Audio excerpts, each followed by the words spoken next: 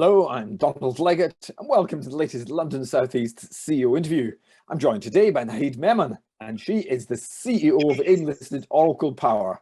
Oracle are actively developing energy projects in Pakistan, and I've just announced they'll be working with Thyssenkrup, Uhde, on a feasibility study for their green hydrogen and ammonia project. Oracle are also actively developing the Thar Block 6 coal project in Pakistan, and potentially have a major gold project in Northern Australia, but more of those later. Today, we're talking about green hydrogen in Pakistan with Naheed. Thank you very much indeed for joining us today. Hi, Donald. Thank you so much for this. I'm glad to be talking to you.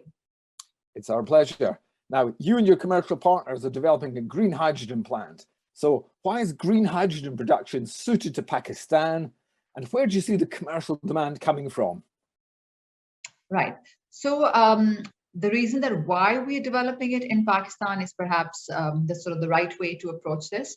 So we've got the ingredients, which is the land and the renewable resource, which is key. So essentially, those two things have to come together in a viable fashion. We have to be close to a port, and you need a large piece of land, and you need cheap resources, I said. So putting all of this together, Pakistan becomes a very well like a strategically good spot to be at, because we have got the cheap resource coming in, as well as port access close by in the wind corridor. That's where our project is going to be, and then we are accessing the Asian. Can I ask you, what are the cheap resources you need? So you need the renewable power, and if I could sort of elaborate on this, not just solar on its own and not just wind on its own, because each one on its own doesn't really generate the output, which is of that level that we need in terms of its efficiency. So you need hybrid power coming together at a cheap price, because 70 to 80% of the cost of green hydrogen is renewable power. So if you have that cheap, and that's why countries, I mean, Europe, for example, you have expensive renewable power. Hence, it's not going to be feasible then to set up green hydrogen production at massive scales, because the production cost is going to be much higher. And although we understand that eventually it will be this fuel, but today this fuel is competing with fossil fuels, and you still have your, your sort of base load thermal power coming through. So till such a time that the world actually completely transitions and everyone is fully compliant with your net zero goals, etc., the next 20, 30, 40 years of transition in the world, hydrogen as a fuel will need to compete. So coming back to the cheaper ingredients, renewable power mainly, and together, so it's hybrid power generation that we will have here, large land and port, because we are talking about transportation of this fuel. You asked about Pakistan and why is it suited. So it's suited to be produced here, but the market for hydrogen in Pakistan is developing, whereas in countries like Korea, for example, or Germany, or even other Eastern European countries and UK as well, and the US, by the way, has become huge now looking at the development of this fuel, and it's really supporting the enterprises in it. So we are targeting an overseas market primarily, and at the same time, in parallel, we are developing the domestic market as well. And we already have some demand for some molecules of hydrogen, meaning in some gaseous form as well as in some liquid. So that is in the domestic market. But primarily, our sort of production is aimed at South Asia as well as Europe, depending upon the form that we transport it in and depending upon the distances that are involved. So Pakistan really sits right in the middle of the story, because we've got access to Europe, and then we've got the Asian markets very close to us. So China, Korea, Japan, etc., big buyers, and going forward will become even bigger buyers. And they have huge commitments, from strategic commitment to actually absorb hydrogen as an energy source in their economy. Which takes us nicely to Thyssenkrup Uhde. Now, they're going to undertake a technical and commercial feasibility study for the plant. Correct. And they're major players in this, so that's a tremendous coup.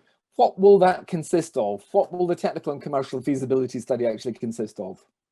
Right. So, I mean, on that note, super glad to have Thyssenkrup with us because it's not easy to get them on board. They are very much sought after. And to quote their CEO, whom I just met recently, that we get thousands of applications and thousands of projects are sitting in our pipeline, but we end up turning most of them down because we don't have the bandwidth to actually tackle all of them. And so we only look at players and producers who are of a reasonable quantum. So you can't be a small green hydrogen player and actually think that you would be competitive or be a global player in this universe. So we are large enough to attract them. And then they also see the opportunity to actually put this together in Pakistan.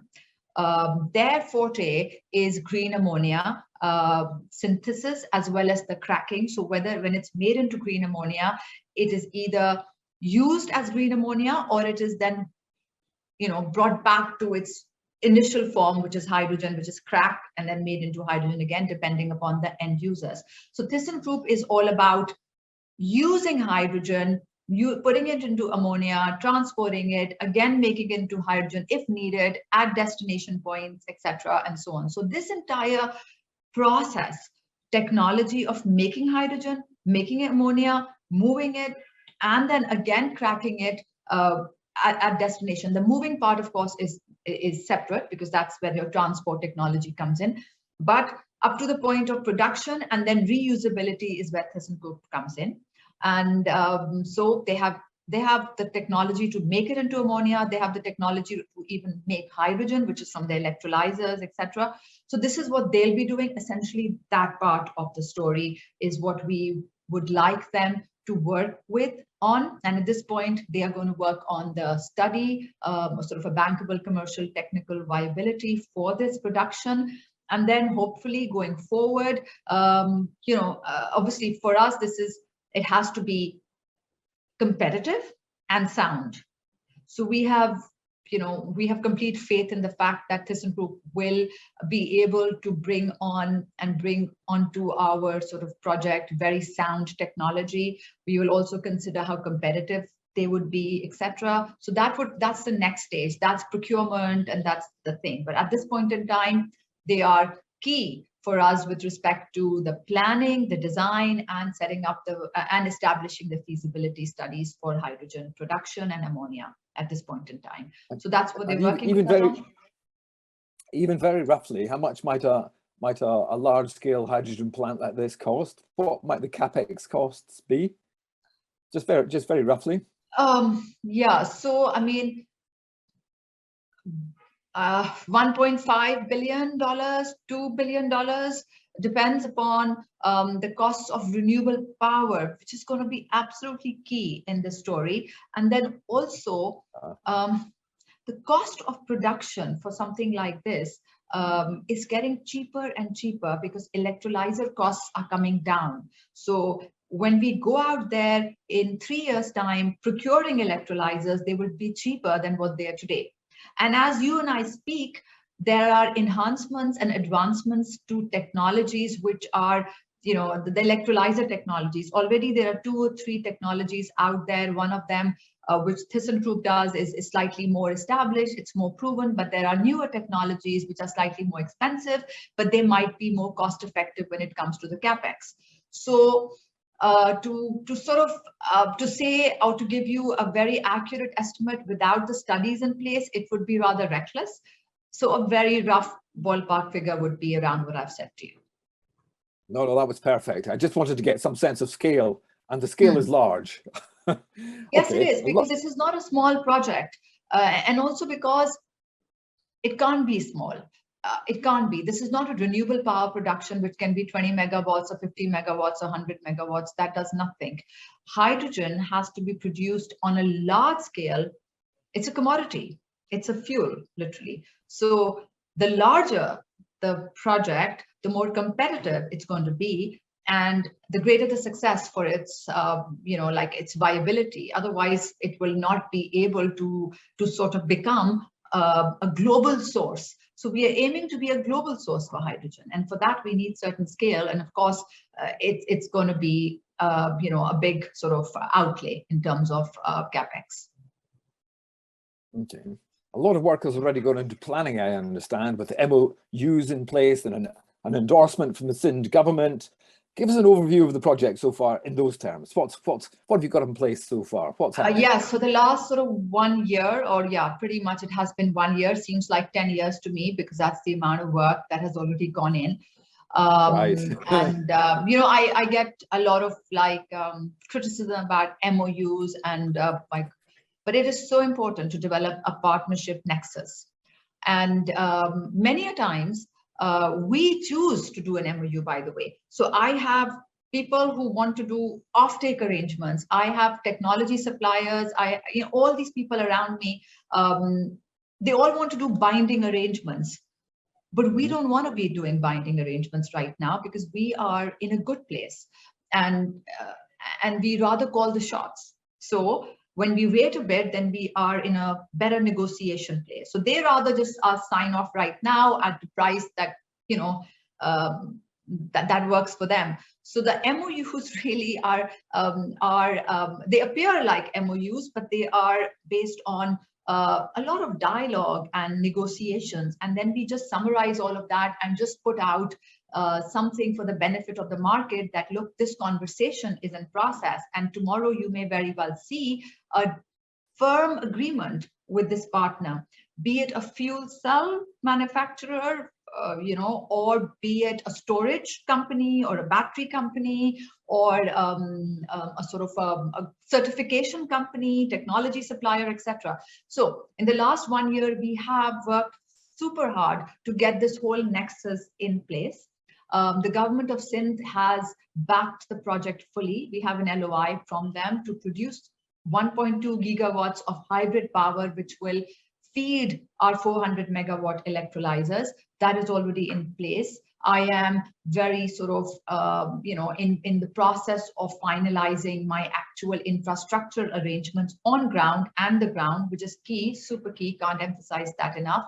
And then really it's all about getting onto the ground and, you know, sort of being on ground and starting the sort of work there in terms of all the other surveys and studies and putting it all together. And then we're not too far away then from actually getting some initial work going on the ground as well. So Sindh government has given us an LOI. We're sorting out the other infrastructure arrangements with the government of Sindh and you know, the sort of the other associated entities of the government, which will all play a very key role.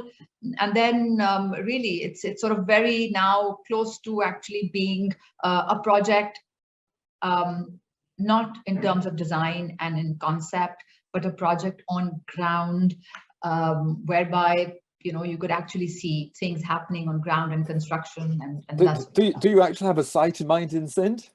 Yes, of course, because that is key. That is super important because the project is to be in the wind corridor. That's where the wind resource is. Anywhere else would not work because I won't have the availability of this resource. So it's in the wind corridor where all the wind and some solar projects are already commissioned. So in that vicinity, not too far from the port, close to the railway lines, close to the highways, because logistics is going to be key. We need to transport both up country or down country, but also primarily to the port, because that's what we are targeting. So it's like very ideally located in that vicinity. And once that is confirmed, we can then share the exact location and the arrangements we've made for it. But obviously we understand and we are aware of the broad geography of its location. As we've nodded to already, you've said that Thyssenkrup have got some great technologies, very advanced technologies, and they're very clever at converting into ammonia and then back into hydrogen and so on, which all sounds fantastic. So what are the challenges facing, you know, the progression of green hydrogen at the moment? Where is the technology? Where might it be in 5 years? You know, and what are the problems that are being overcome? Yeah, I mean, I think there are many countless people, companies, and monies being spent on actually trying to commercialize hydrogen as a fuel, global energy fuel, which could power industry, which could fly your planes, and which could, sort of be used for your road mobility, etc. So all of that work is being done in different ways. So the production technology is proven. There is, I would say, very little risk around that, except the risk with every industry, that is making sure that your inputs come in at the right price, and and so on and so forth. So all of that, the technology to produce it is in place, and continuously being enhanced. So it's done, proven, and now it's being enhanced, which is fantastic. The sort of I would say, and to transport it as green ammonia is also proven. It's also very established, and is also something that that lenders are comfortable with. And I speak about lenders because that's where the majority of the money comes from. So and I'm not just talking about my project. I'm talking about the large people like NEOM, which is one of the world's largest projects, because they have our electrolyzer capacity is 400 megawatts. NEOM in Saudi Arabia is 2 gigawatts. So I like to say we are 1/4 the size of that, just being a private company. So even they're doing green ammonia primarily. So green ammonia and the transport of that is something which is, I would say, something that people, investors, etc., would be comfortable with, because it is happening, and it will happen, and it's going to become better and better. The other thing is using it in a gaseous form, which is also good, because we've already established, and this is happening in the UK already and happening a lot in Europe, that you're blending the gas with your natural gas, or your pipeline gas, as it is called, and blending it up to a certain proportion is also established, and there is no problem. So the heating coming in and your gas coming in to your office, workplace, home place, wherever, could very well then actually be a blend of natural gas and hydrogen without you even knowing it, and it will be fine. And that, to that extent, is also good. But blending up to 20% is all right. But beyond that, you would need some adjustments to your infrastructure. But to that point, we are good, and we've got there. But now to scale it up and to blend it even further, and to actually start piping it into the gas in a bigger way, to actually do away with the other gas, that's something that is work in progress. Talking about transportation of hydrogen in a liquid form, etc., I guess that is where the challenge still exists, because it is a bit tricky. And it is something that companies are doing. I was in Korea recently, and they want liquid hydrogen, and so they want it. They understand the technology, and they would be happy to support it, etc. But that I can't say that is already super commercialized, but that is work in progress. And when I say work in progress, this does not take long, because the demand is such that the solutions are forthcoming at a pretty decent speed. So that is work going on. And then to use hydrogen as industrial power, you have the fuel cells and the fuel cell engines and all of that. And there are huge companies in the world already working on that to actually use it as industrial power. I would say that, to me, would be the last sort of development part, because that requires a lot of investment to actually substitute everything. So that would be the last kind of the latter development that would take place. So to answer your question, the challenge is in the large-scale commercialization of this for industry, households, etc. But to use it in the form of green ammonia in industry, and then as hydrogen for industry, to burn it, or to sort of use it for mobility, it's already happening. And so we are targeting, the way we have planned our project is that we will target the users which are ready first, whilst the users who will be ready later are looked at. So the users who will be ready a bit later, the technology for them is being developed as we speak. So our initial target will be the users who are already ready for it.